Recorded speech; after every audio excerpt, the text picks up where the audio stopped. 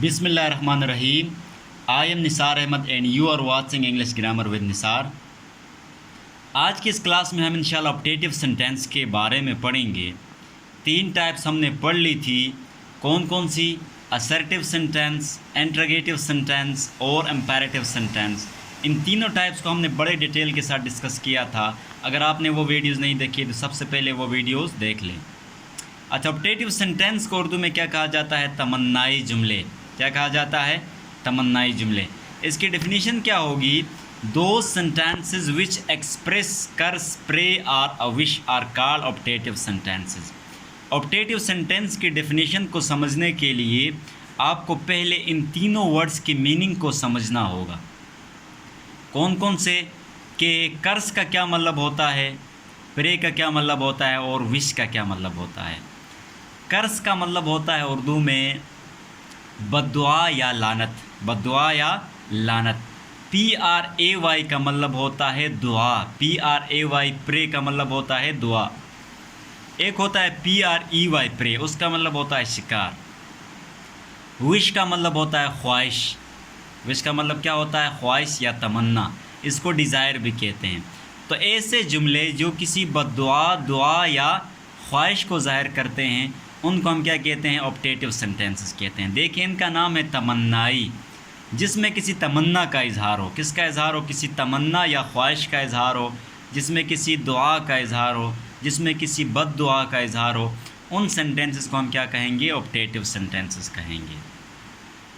For example, may you go to hell, Allah करे तुम भाड़ में जाओ या तुम भाड़ में जाओ। इस सेंटेंस को हम इस तरह भी लिख सकते हैं, गो टू हेल, भाड़ में जाओ। तो ये क्या है? एक लानत है, बद्दुआ है। इस सेंटेंस को हम क्या कहेंगे? ऑप्टेटिव सेंटेंस कहेंगे। क्यों कहेंगे?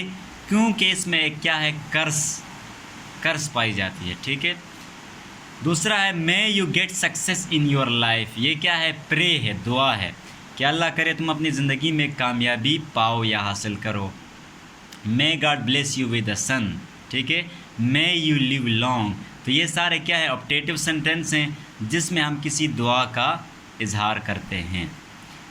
नीचे देखें, would that I were a doctor. आपने जुमले सुने होंगे काश वाले के, काश में अमीर होता, काश में डॉक्टर होता, काश में पाकिस्तान में पैदा हुआ होता, काश में वहाँ न गया होता।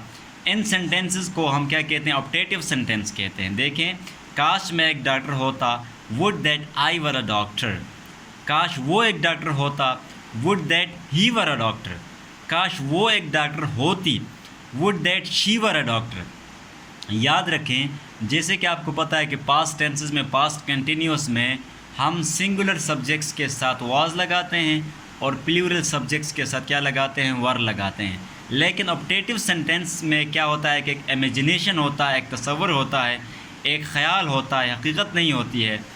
इसलिए हम तमाम सब्जेक्ट के साथ क्या लगा देंगे? वर लगाएंगे।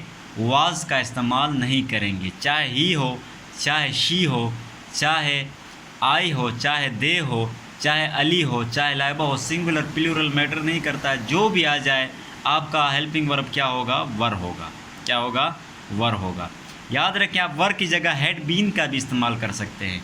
काश में एक डॉक्टर होता, would that I were a doctor. अब जहाँ पे वर आ रहा है, वर को हटाकर आप वहाँ पे हैड बीन का इस्तेमाल भी कर सकते हैं। Would that I had been a doctor, would that he were a doctor, would that he had been a doctor, would that she were a doctor, would that she had been a doctor.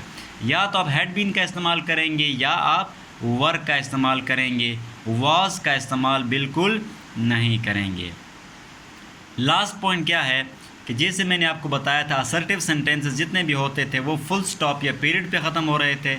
Interrogative sentence हमेशा सवालिया निशान पे ख़त्म हो रहे थे। आपका जो इम्पेरेटिव सेंटेंस था वो भी फुल स्टॉप पे ख़त्म हो रहा था। और आपका जो ऑप्टेटिव सेंटेंस है, याद रखें, वो हमेशा मार्क ऑफ एक्सक्लेमेशन पे ख़त्म होगा। उसकी साइन ये है, ये जो लिखी हुई है, इसको उर्दू में निदाया या फिजाया कहा जाता है। तो याद रखें, ऑप्टेटिव सेंटेंस हमेशा मार्क ऑफ एक्सक्लेमेशन पे ख़त्म होंगे। तो उम्मीद है आपको अच्छी तरह समझ में आ गई होगी। फिर भी कोई इश्यू हो तो नीचे कमेंट सेक्शन में लिख दें। अगर आपने अभी तक मेरा चैनल सब्सक्राइब नहीं किया तो काइंडली फ़ौरन सब्सक्राइब कर दें और साथ में बेल आइकन को भी प्रेस कर दीजिए ताकि नई आने वाले वीडियोज़ की नोटिफिकेशन आपको मिलती रहे। Thank you very much.